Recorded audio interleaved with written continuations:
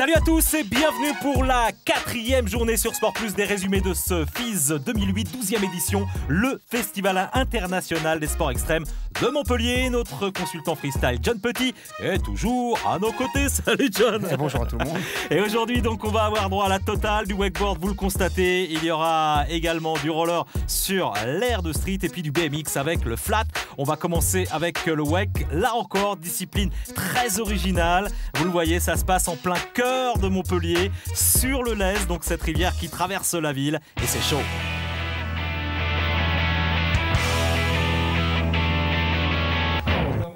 Voilà donc du jet ski pour tracter les riders en attendant, puisque c'est l'objectif des organisateurs d'avoir des câbles qui puissent permettre d'avoir plus de riders, que ça soit peut-être plus rapide dans les rotations, etc.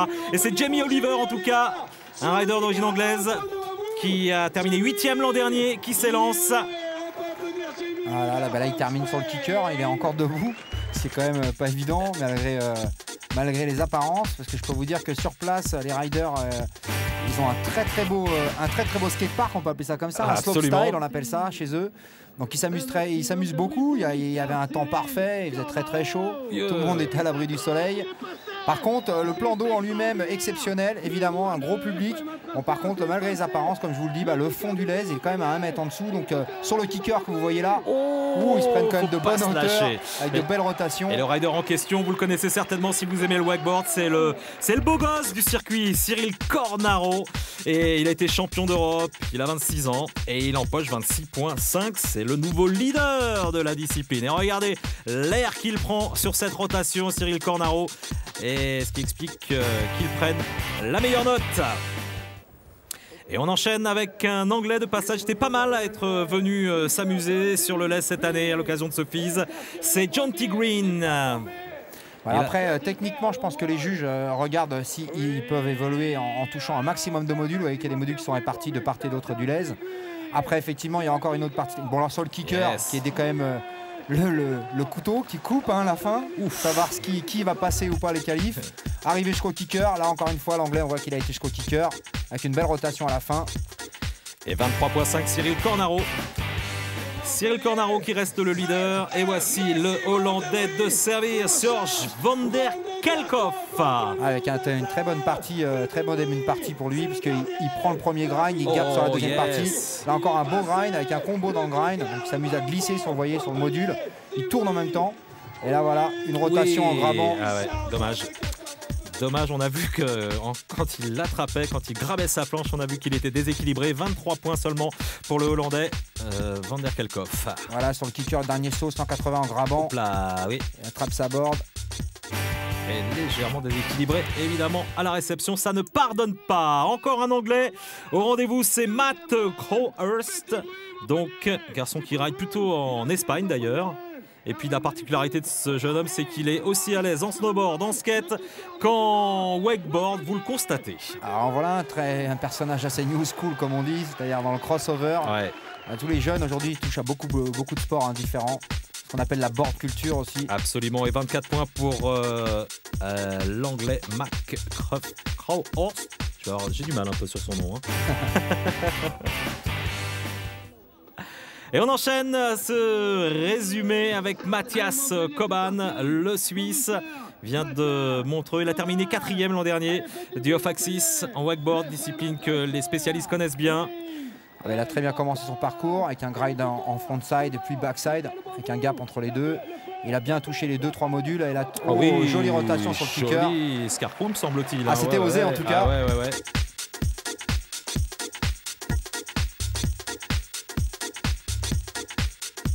Ah ouais, joliment envoyé. Toute figure d'ailleurs qu'on voit derrière les bateaux, ça souvent malheureusement la réception n'est pas au rendez-vous. C'est donc Cyril Cornaro qui s'impose devant Jamie Oliver et Matt Crowhurst. Je vais réviser pour son nom.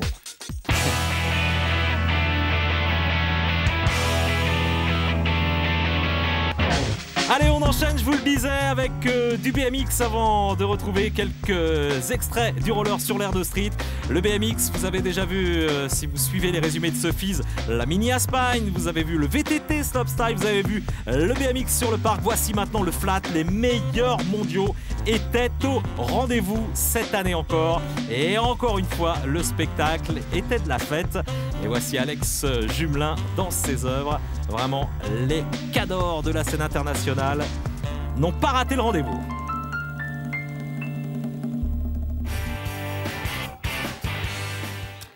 Et on commence ce résumé, discipline très artistique avec Raphaël Chiquet. On commence fort, hein, parce que comme tu l'as signalé d'ailleurs, il y a beaucoup de très bons éléments parmi les meilleurs mondiaux.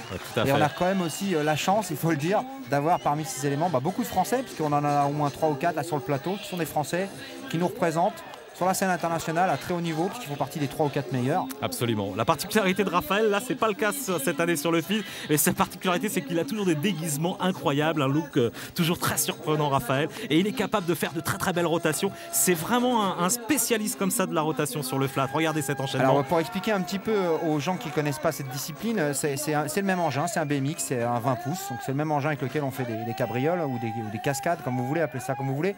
Seulement là, le but est vraiment basé sur tout ce qui est équilibre et puis développer un petit peu son propre style de riding. Donc chaque rider a une base qui est des figures de base communes à tout le monde, et puis après tout le monde un peu combine ça un peu comme on veut. Alors il y a ce qu'on appelle des spinning, vous voyez, comme ils tournent.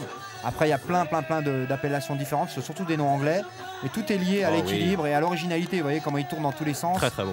Ça, je pense que c'est le genre de combo que seul Raphaël est capable de faire. Superbe, Raphaël Chiquet, qui fait vraiment partie des meilleurs mondiaux. Il y a un très beau circuit mondial maintenant de flat. Il y avait une très belle épreuve, le flat grand, qui se disputait à Amsterdam. Il y a d'autres épreuves qui se disputent aux États-Unis, souvent dans des boîtes de nuit d'ailleurs. Ambiance tout à fait particulière. Il y a une communauté flat internationale qui est très liée et qui se développe, qui développe leur pratique. Et le prochain grand rendez-vous pour les amateurs de BMX, ce sera début juillet à Cologne, les Masters à ne pas rater. C'est le premier week-end de juillet, me semble-t-il. Il me semble bien.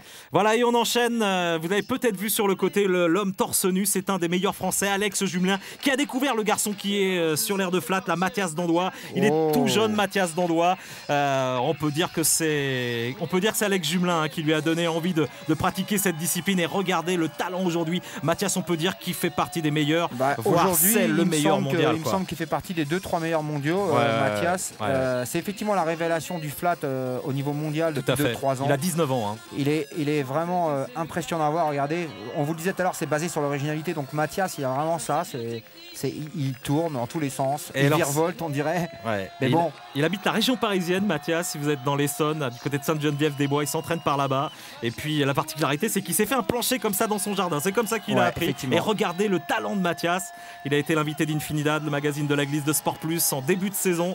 Et c'est en plus d'être un garçon doué, vraiment un type adorable. C'est un personnage, Mathias, à rencontrer.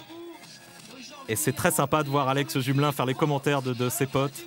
Pour avoir après un côté un peu plus technique, vous allez remarquer qu'il y a certains pilotes qui ont des freins. En général, c'est un frein avant.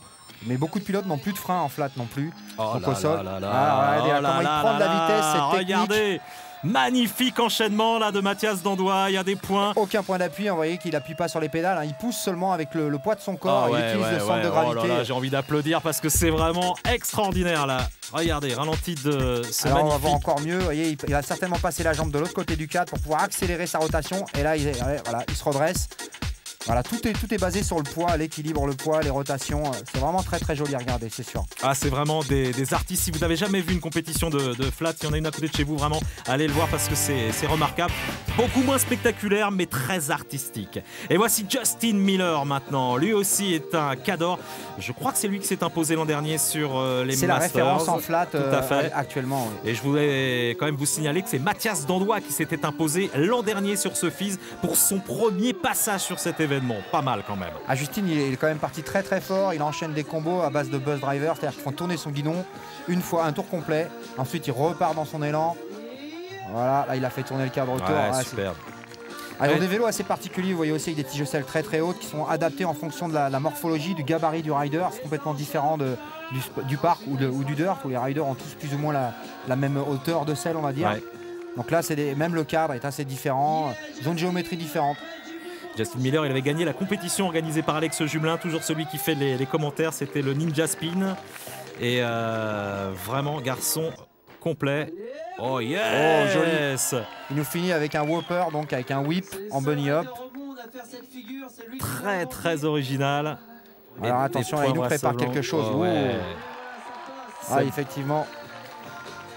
Oui, c'est ce qui est intéressant dans cette discipline, c'est qu'en plus les riders inventent en permanence. Le speaker Alex Jumelin, je le redis, c'est vraiment le spécialiste mondial et c'est notamment lui qui a inventé beaucoup de figures et il nous en a fait la primeur de quelques-unes d'ailleurs à l'occasion de certains numéros d'Infinidad, toujours. Vous voyez qu'ils ont aussi un espace assez restreint, les Flatlanders, et pas besoin d'avoir 30 mètres carrés, enfin disons 300 mètres carrés. Là, en l'occurrence, ils doivent avoir quelques mètres carrés, ça leur suffit pour s'exprimer, exprimer leur talent, et notamment des gens comme Justin. Vous voyez là, ça c'est une figure vraiment exceptionnelle. Et le résultat des courses, c'est Raphaël Chiquet qui s'impose devant Justin Miller et Mathias Donroy qui terminera seulement à la 3e place cette année. Alex Jumelin est 8e.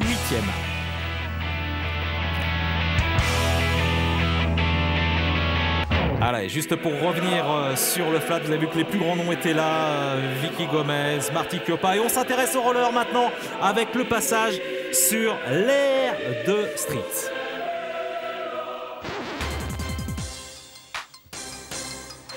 Alors une aire de street qui a servi également au BMX, on va le dire au passage. Ouais, effectivement. C'est souvent le cas d'ailleurs, John, sur les parcs.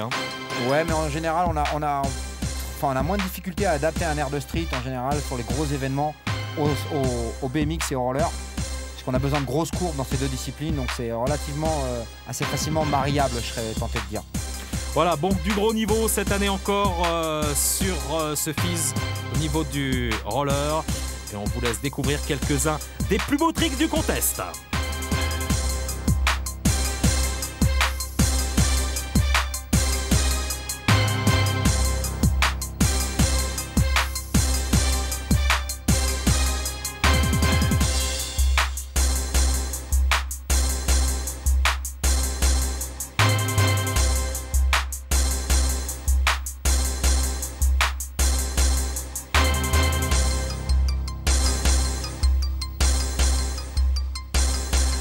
Spectacle, John, il y en aura eu sur cette aire de street et des riders qui n'hésitent pas à tenter des tricks et souvent à l'air plaqué, à les tenter plusieurs fois. Ouais. Notamment ce transfert là qu'on voit depuis tout à l'heure en 540, celui-là. Ça c'est très très très chaud.